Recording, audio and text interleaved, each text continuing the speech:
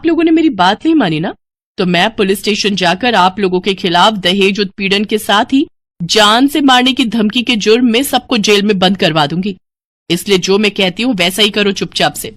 नहीं नहीं बहू, ऐसा कुछ मत करना, तुम जो कहोगी हम वो करेंगे। इसके बाद जूली उन सबको काम पर लगा देती है।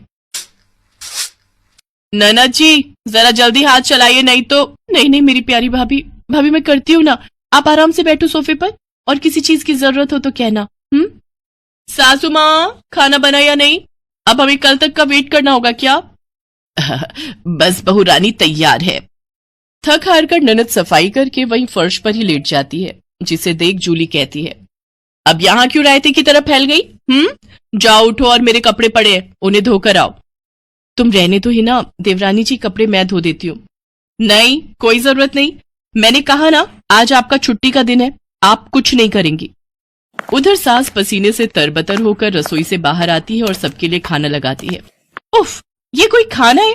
इसकी तो शक्ल देखकर ही खाने का मन नहीं कर रहा। ले जाओ ये खाना, मुझे नहीं खाना, मैं अभी अपने लिए कुछ बाहर से ऑर्डर कर रही हूँ। लेकिन बहू मैंने इतनी मेहनत से बनाया है, पूरे 2 घंटे लगे हैं मुझे रसोई में खड़े हुए। तो मैं क्या करूं? आप ससुर जी ये खाना ले जाकर बाहर कुत्तों को डालाना, और आपको जो मैंने सब्जी लाने का काम दिया था क्या वो आपने कर दिया? हाँ बहू, मैं बाजार से सब्जियां ले आया हूँ। Very good. अच्छा लिसन, शाम को मैंने घर पर पाजामा पार्टी ऑर्गेनाइज की है, तो अब आप तीनों जाओ और जल्दी से जाकर शाम के खाने की तैयारी करो। इसके बाद वो तीनों किचन में जाते हैं। हिना रोते हुए अपनी माँ से कहती है, माँ ये नई भाभी हमारे साथ ऐसा क्यों कर रही है? बड़ी भाभी ने तो कभी हमारे साथ ऐसा नहीं किया। हमारा किया हमारे सामने आ रहा है बेटी, हमने जो बड़ी बहू के साथ किया है उसी की सजा हमें मिल रही है।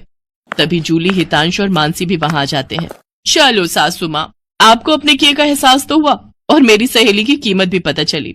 हाँ सासू माँ, मानसी मेरी सहेली है। क्या ये सच है बड़ी बहू? हाँ सासू माँ, ये मेरी बचपन की सहेली है और आगे की पढ़ाई के लिए विदेश चली गई थी। जब इंडिया आई तो ये हितांश से मिली और इन दोनों को प्यार हो गया। फिर जब हितांश ने मुझे इससे मिलवाया तो पता चला कि ये मेरी बचपन की दोस्त जूली है। सॉरी माँ जी, मैं आपके साथ ये सब करना तो नहीं चाहती थी, लेकिन आपने जो मेरी सहेली के साथ किया उसी का बदला लेने के लिए मैंने ये सब किया। बड़ी बहू हमें माफ कर दे, तेरी तकलीफ को हम समझ ही नहीं पाए।